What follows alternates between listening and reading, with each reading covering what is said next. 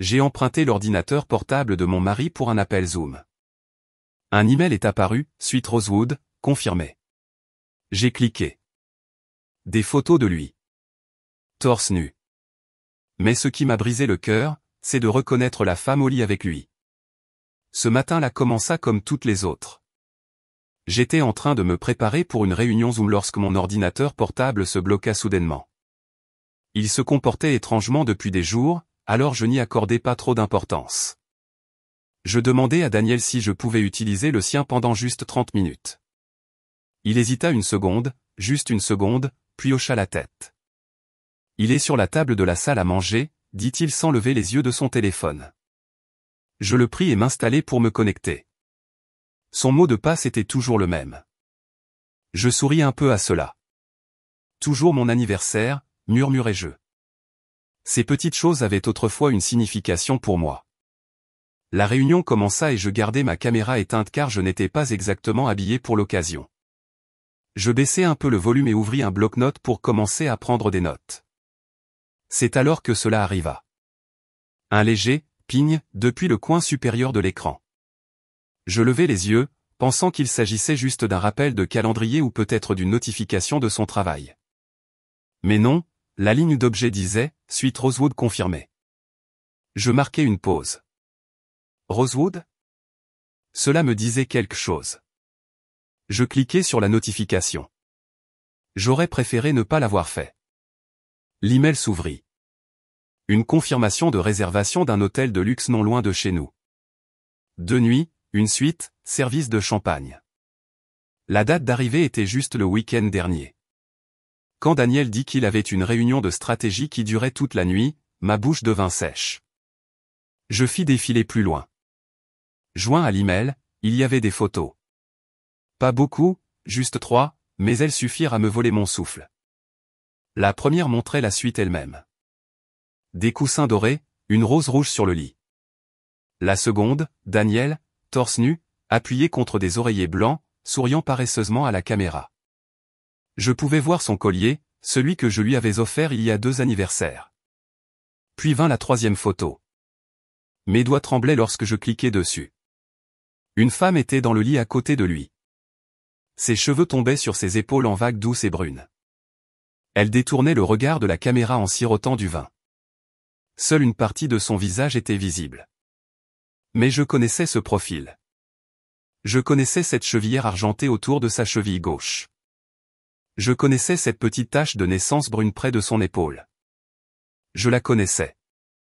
C'était Linda, ma sœur aînée divorcée.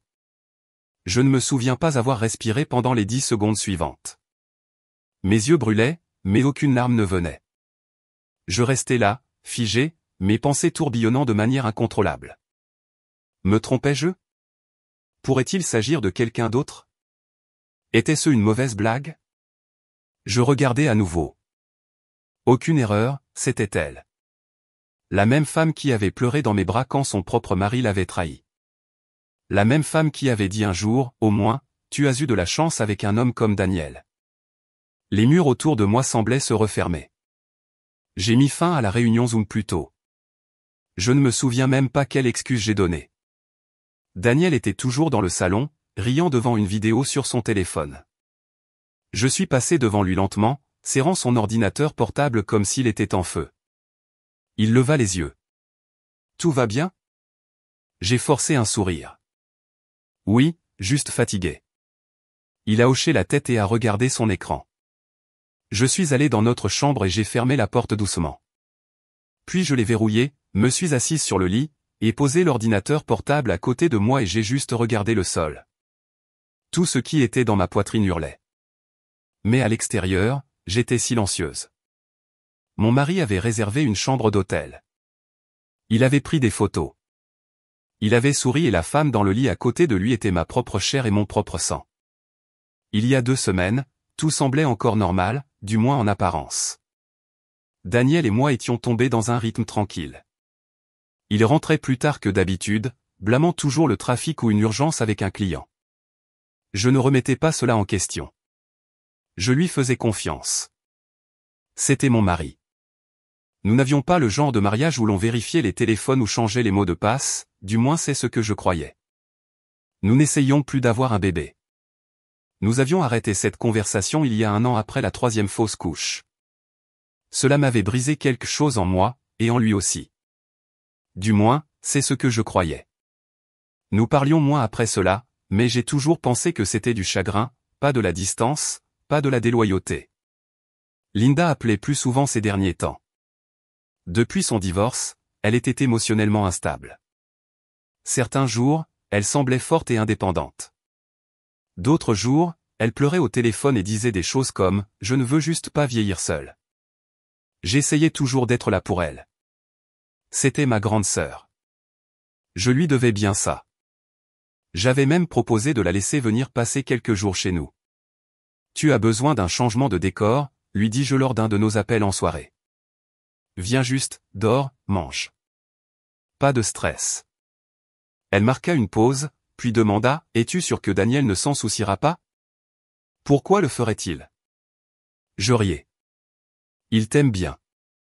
Je me souviens en avoir parlé à Daniel ce soir-là même, pendant que nous nous brossions les dents.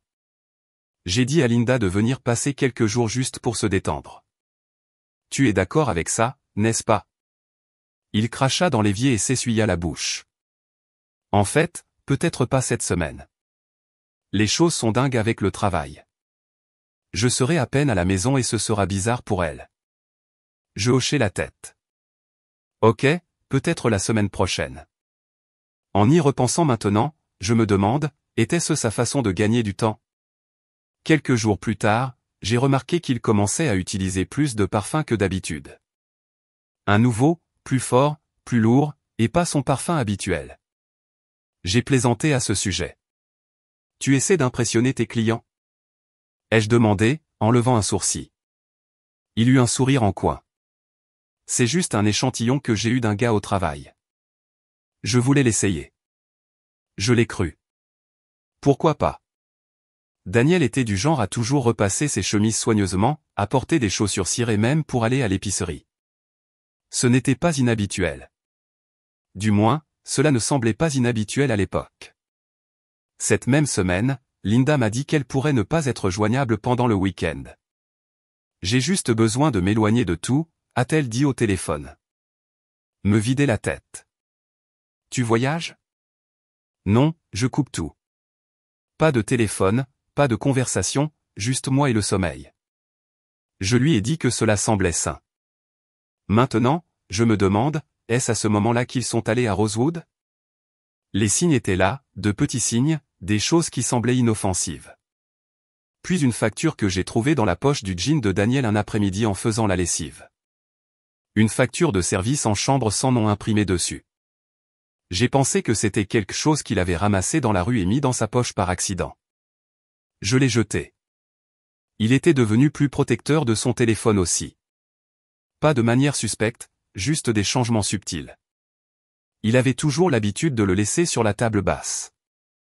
Maintenant, il le portait partout avec lui, même à la salle de bain. J'avais remarqué, mais je n'avais rien dit. Les gens changent, les habitudes changent. Mais dans mon cœur, je sentais quelque chose changer. Il y avait aussi la façon dont il commençait à texter tard dans la nuit. L'écran détournait de moi. Quand je demandais qui c'était, il marmonnait quelque chose comme « juste les gars du boulot ». Et je me retournais et m'endormais, faisant semblant de ne pas sentir le froid grandir entre nous. Je me souviens d'un après-midi, Linda m'a envoyé un message « Tu te demandes jamais si tu connais vraiment les gens qui t'entourent ?» Je lui ai envoyé un emoji riant et j'ai répondu « Question profonde pour un mercredi après-midi ». Elle n'a pas répondu.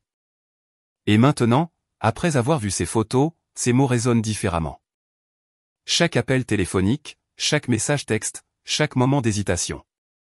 Ce n'était rien. Ce n'était jamais rien. Mais à l'époque, j'étais encore dans le noir, marchant dans ma vie les yeux ouverts, mais ne voyant rien. Linda n'était pas seulement ma sœur. C'était celle qui m'avait appris à me tresser les cheveux. Celle qui m'avait défendu quand j'étais harcelé à l'école primaire. Celle qui m'avait un jour donné son collier préféré et dit « Tu le portes mieux ». En grandissant, elle était audacieuse et bruyante. J'étais calme et prudente, mais nous étions proches. toujours l'avons été. Même quand elle a déménagé et s'est mariée à 27 ans, nous n'avons jamais perdu le contact. Elle appelait souvent, venait quand elle le pouvait, et avait toujours quelque chose de dramatique à dire sur la vie, l'amour ou les hommes. Quand son mariage s'est effondré, j'ai été la première personne qu'elle ait appelée. Elle pleurait tellement que je ne pouvais même pas comprendre ses mots. Tout ce que je savais, c'est que son mari l'avait trompée avec quelqu'un de plus jeune, quelqu'un que Linda connaissait. La trahison l'avait brisée. Elle a quitté sa maison sans rien d'autre que sa valise et sa dignité. Et pendant des mois, elle est restée chez notre mère. J'y allais tous les week-ends juste pour m'asseoir à côté d'elle. Parfois, nous ne parlions pas. Parfois, elle pleurait pendant que je lui brossais les cheveux ou lui préparais du thé. J'écoutais. Je réconfortais. Je lui rappelais qu'elle était toujours suffisante.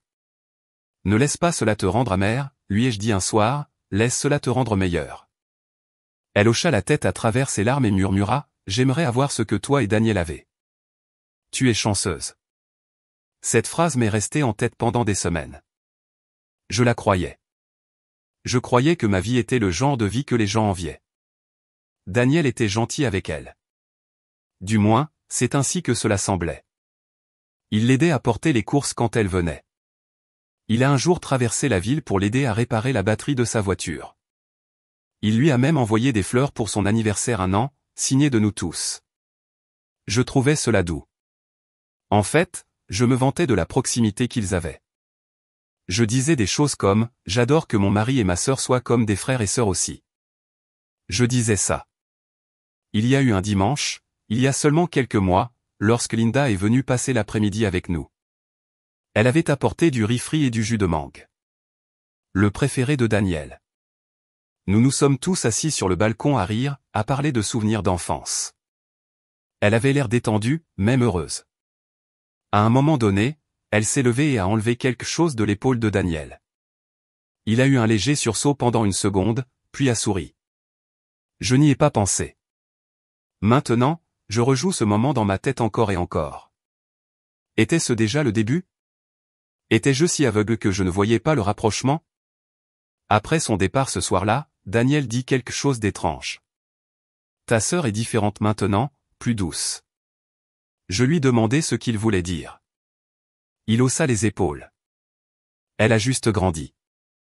Ce fut la première fois que je remarquai quelque chose de différent dans son ton lorsqu'il parlait d'elle.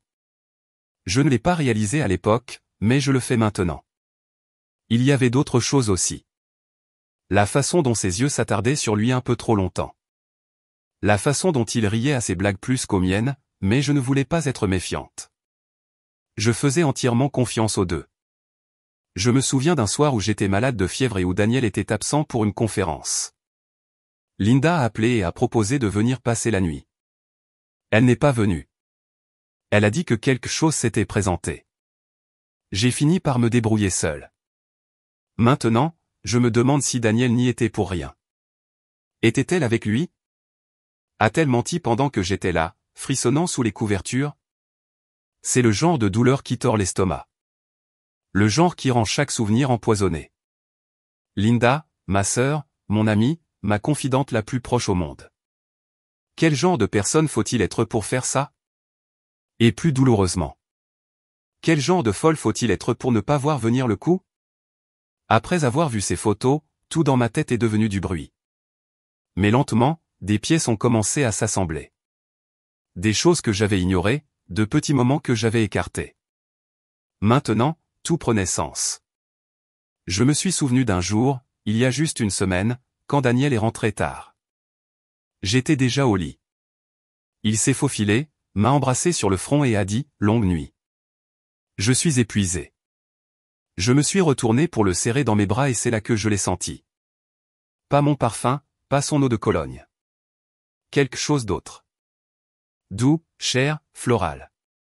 À l'époque, je n'ai rien dit.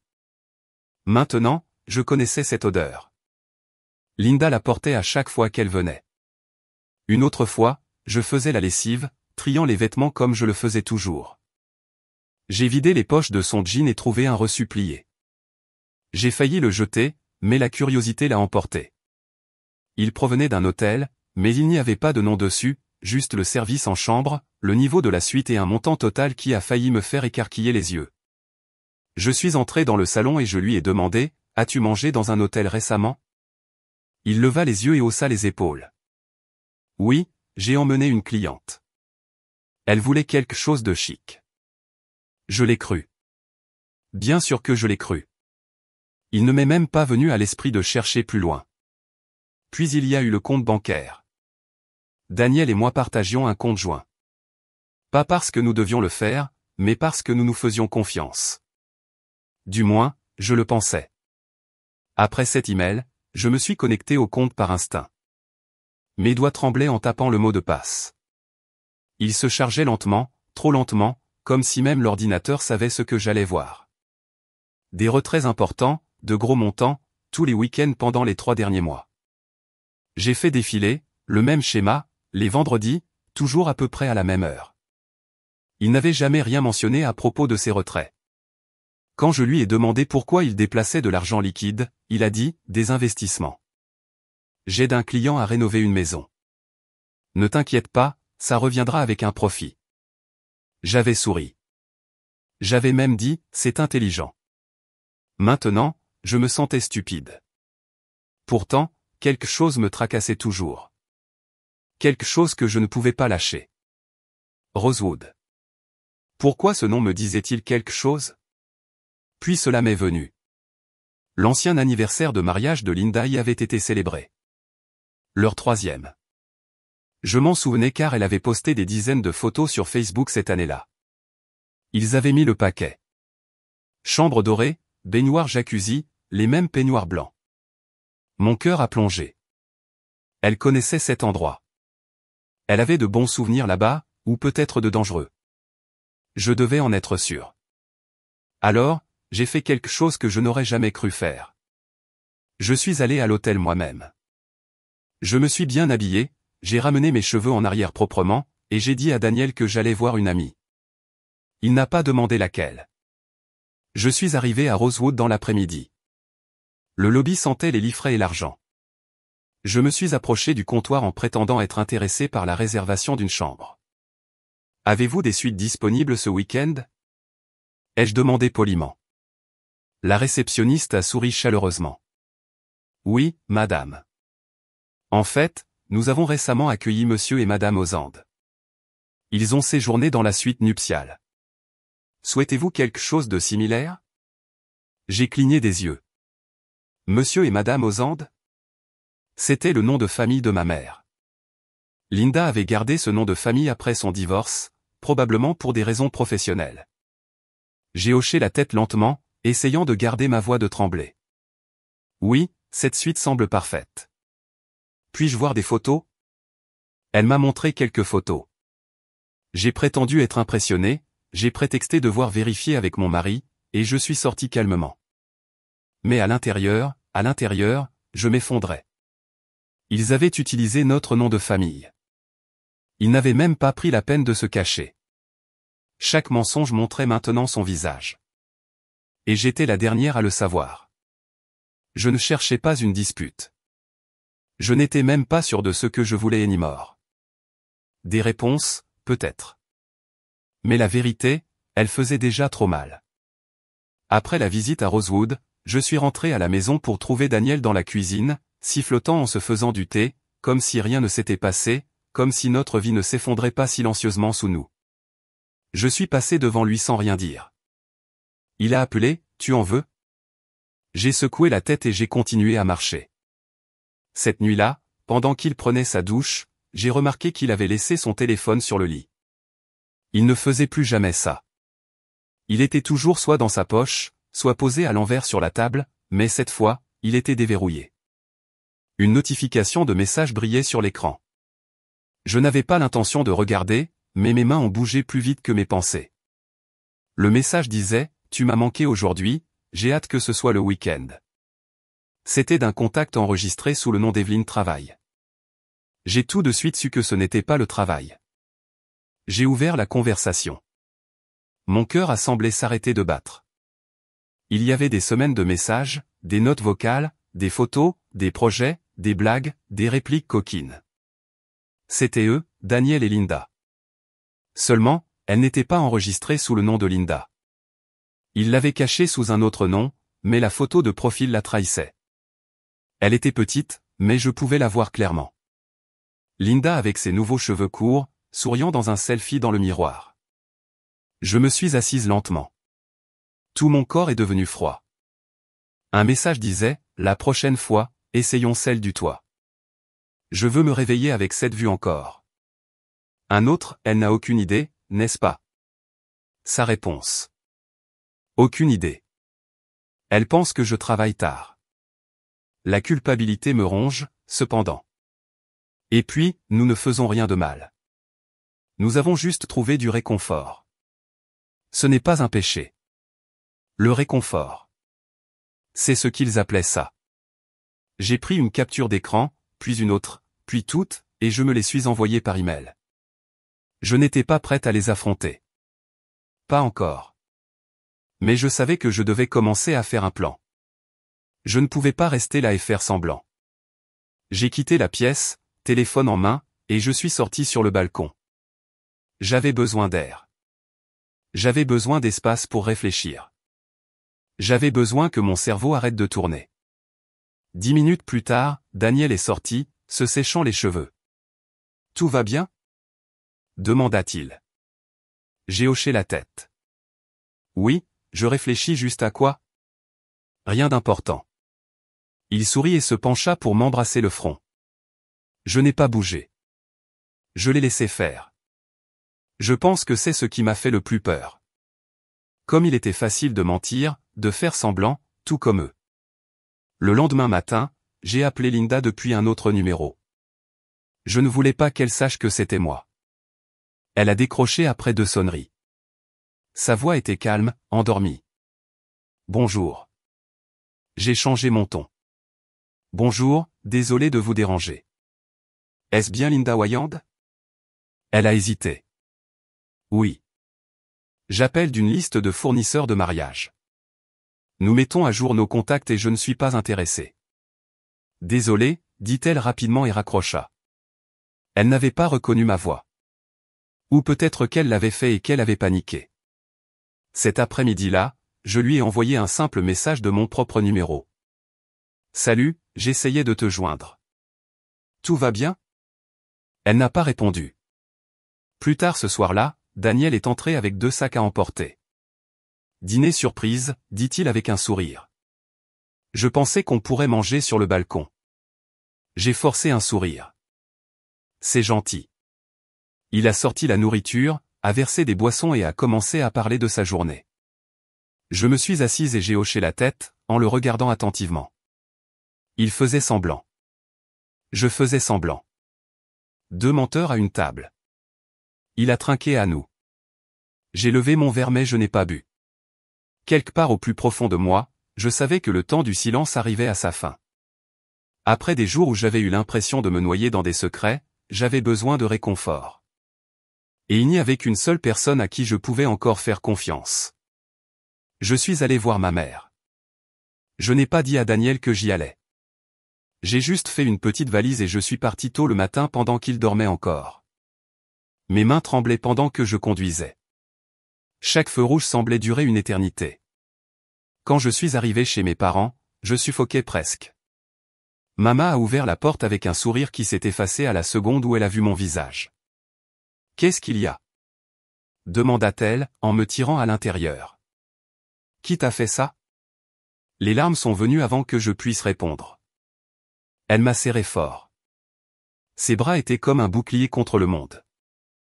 Nous nous sommes assises sur le vieux canapé de son salon, le soleil filtrant à travers les rideaux. J'ai essayé de parler, mais les mots ne sortaient pas. Tout ce que j'ai pu faire, ce fut un murmure. C'est Daniel. Ses yeux se sont immédiatement durcis. Qu'est-ce qu'il a fait? Je lui ai tout raconté. Les emails, les photos, les messages. Je lui ai montré les captures d'écran sur mon téléphone. Ma mère a pris le téléphone avec des mains tremblantes. Ses yeux ont parcouru les images, ses lèvres se sont serrées en une ligne fine. Quand elle a finalement levé les yeux, sa voix était froide. Je le savais. Mon cœur a fait un bond. Qu'est-ce que tu veux dire, tu savais? Elle a soupiré profondément, posant le téléphone sur la table basse. Il y a quelques semaines, je suis allé à la pharmacie près du marché. J'ai vu la voiture de Daniel garée dehors. J'ai trouvé ça étrange parce qu'il ne vient pas souvent de ce côté de la ville. Je me suis penché, désespéré, et elle a hoché la tête lentement. J'allais aller le saluer quand je l'ai vue. Linda. Elle sortait du magasin en lui tenant le bras. Ils avaient l'air à l'aise. Trop à l'aise. Elle riait de quelque chose. Il a dit mon cœur brûlait comme s'il était en feu. Pourquoi ne me l'as-tu pas dit? Les yeux de maman se sont remplis de larmes. Parce que je n'étais pas sûr. Je me suis dit que peut-être ils s'étaient croisés. Peut-être qu'ils achetaient quelque chose pour toi. Je ne voulais pas y croire. Je ne voulais pas déchirer mes filles à cause d'un malentendu. J'ai secoué la tête. Ce n'était pas un malentendu. Elle a tendu la main vers moi. Non, ce n'était pas ça. J'ai enfoui mon visage sur ses genoux et j'ai sangloté. Elle m'a caressé les cheveux comme elle le faisait quand j'étais petite et que j'avais peur des orages. Après un moment, elle a parlé doucement. Ta sœur a toujours eu du mal avec l'envie, Nona. Même enfant, tu étais celle qui était calme et qui attirait l'attention sans effort. Elle détestait ça. J'ai essayé de lui apprendre l'amour, mais sa voix s'est estompée. J'ai levé les yeux. Penses-tu qu'elle ait planifié ça? Elle a hésité, puis a hoché la tête. Je pense que la solitude peut tordre les gens, ma chérie. Je pense que le chagrin l'a rendue désespérée, mais cela ne l'excuse pas, et cela ne l'excuse pas lui non plus. Ces mots blessaient, mais c'était la vérité que je devais entendre. Nous avons passé l'après-midi à parler. Maman a cuisiné un ragoût comme je l'aimais, me nourrissant comme si j'étais encore son bébé. Elle m'a raconté des histoires sur son propre mariage, comment le pardon peut guérir certaines blessures, mais que d'autres ne devraient jamais être ignorées. Avant que je parte, elle a pris mon visage entre ses mains. Écoute-moi. Tu n'es pas faible. Tu n'es pas impuissante. Et tu n'as pas à faire semblant que tout va bien. J'ai hoché la tête, sentant quelque chose changer en moi. En rentrant chez moi cette nuit-là, j'ai repensé à tout ce que ma mère avait dit. J'ai réalisé que je vivais dans la peur de ce que je pourrais perdre si je les confrontais. Mais qu'en est-il de ce que j'avais déjà perdu? Ma paix, ma confiance, mon sentiment de sécurité. Quand j'ai garé la voiture devant chez nous, j'ai vu la voiture de Daniel déjà dans l'allée. Des lumières brillaient à l'intérieur. Le monde semblait le même, calme, paisible. Mais tout avait changé. J'ai pris une profonde inspiration. Il était temps d'arrêter de faire semblant. Au moment où j'ai franchi la porte ce soir-là, je savais déjà ce que j'allais faire. J'y avais pensé tout le trajet du retour.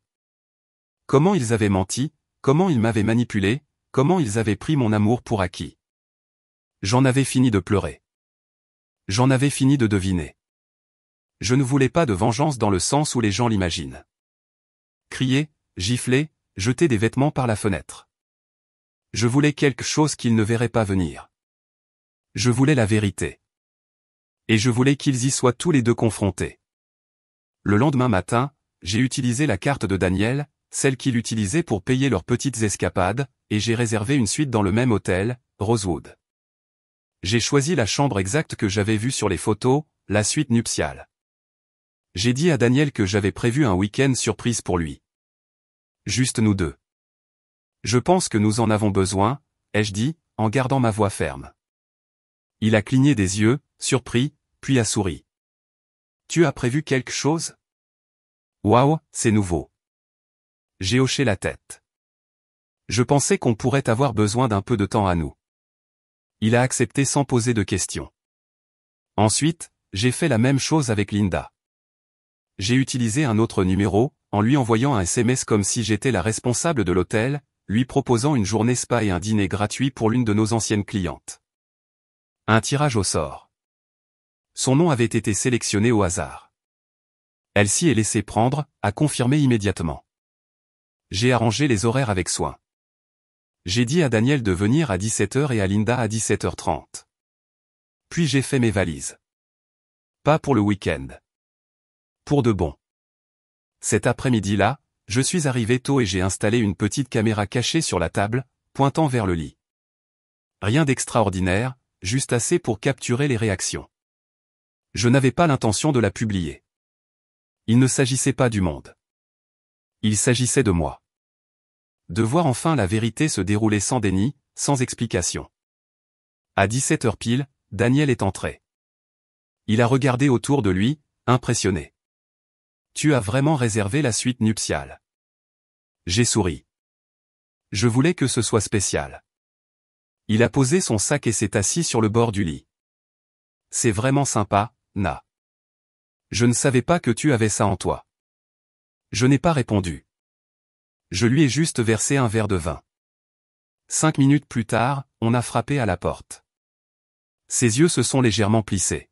« On attend quelqu'un ? » « Non, » ai-je dit calmement et je me suis approché. Quand j'ai ouvert la porte, Linda se tenait là, en chemisier blanc et jean, tenant son sac à main. Son sourire s'est figé au moment où elle m'a vu. Elle a regardé au-delà de moi et a aperçu Daniel. Son visage est devenu pâle. Daniel s'est levé lentement. « Qu'est-ce que c'est que ce bordel ? » « Entrez, » ai-je dit doucement. Ni l'un ni l'autre n'a bougé. Je me suis écarté. Ils sont entrés comme deux enfants pris en train de voler des bonbons. La pièce était silencieuse à part le léger ronronnement du climatiseur. Daniel a ouvert la bouche. « Na, ne fais pas ça. » J'ai levé une main. Je ne veux pas d'excuses. Je ne veux pas de fausses larmes. Linda a essayé de parler, mais sa voix s'est cassée. Je ne voulais pas, tu ne voulais pas coucher avec mon mari, ai-je dit. Je me suis tourné vers elle. Tu ne voulais pas me mentir pendant des mois en pleurant sur mon épaule à propos de ton mariage raté. Elle a baissé les yeux. Daniel a fait un pas en avant. Rentrons à la maison et parlons. Il n'y a plus rien à dire. J'ai sorti une petite enveloppe de mon sac et la lui ai tendue. À l'intérieur se trouvaient des copies des reçus d'hôtel, des captures d'écran des messages et des photos imprimées de l'email. Ses mains tremblaient en l'ouvrant. Puis je me suis tourné vers Linda. Tu as dit un jour que j'avais de la chance d'avoir un homme comme Daniel, mais maintenant je sais que je n'ai jamais eu de chance. J'étais juste aveugle. Elle a essayé de dire quelque chose, mais je l'ai arrêtée d'une dernière phrase. Tu n'es plus ma sœur. Et sur ces mots, j'ai ramassé mon sac, me suis dirigé vers la porte et les ai laissés debout dans la pièce qu'ils utilisaient autrefois pour me trahir. Je n'ai pas regardé en arrière. Je n'en avais pas besoin. J'avais déjà vu.